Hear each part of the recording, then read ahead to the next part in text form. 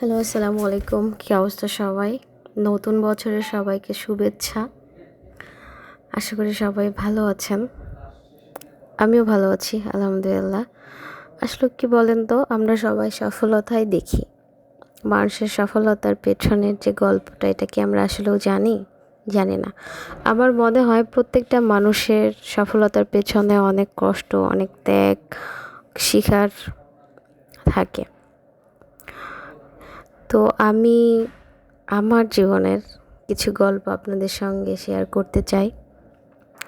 আশা করি আপনারা যদি শোনেন তো সবার বাস্তবতার সঙ্গে কিছু না কিছু মিল থাকবে, কারণ আমাদের জীবনের সফলতার পেছনে অবশ্যই সর্বপ্রথম আমাদের সাপোর্ট থাকে আমাদের ফ্যামিলি, পরিবার, বাবা মা। তারপর একটা বিবাহিত মেয়ের জন্য সবথেকে বড় সাপোর্ট হলো তার হাজব্যান্ড। আলহামদুলিল্লাহ, আমার হাজব্যান্ডও এই দিক থেকে আমাকে সম্পূর্ণ সাপোর্ট দিয়েছে। আর ফ্যামিলির মানুষজনের কথা তো আসলেও না বললেই না। আমার মা ছিল বলেই আজ এই পর্যন্ত আমি আসতে পেরেছি। যারা আমার কাছের মানুষ তারা অবশ্যই জানেন। আসলে আমার জীবনটাও এত সহজ ছিল না। আর এই জায়গাতে আসাও আমার জন্য একটা চ্যালেঞ্জিং ব্যাপার ছিল। বাট আপনার লক্ষ্য যদি স্থির থাকে অবশ্যই আপনি সেই লক্ষ্যে পৌঁছাতে পারবেন। আর আপনার কাছের মানুষগুলো যদি সাপোর্ট করে তো এটা আপনার জন্য আরও সহজ হয়ে যাবে।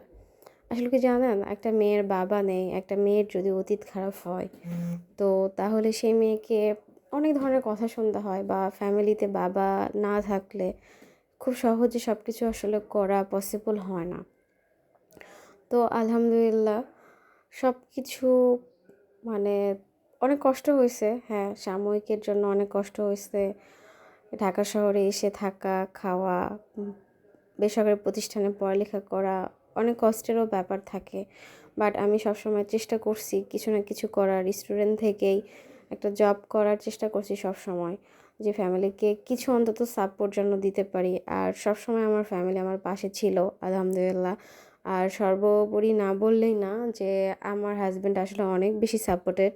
তার জন্য আজ আমি এখানে আসতে পেরেছি। সে সবসময় আমাকে অনেক বেশি সাপোর্ট করছে।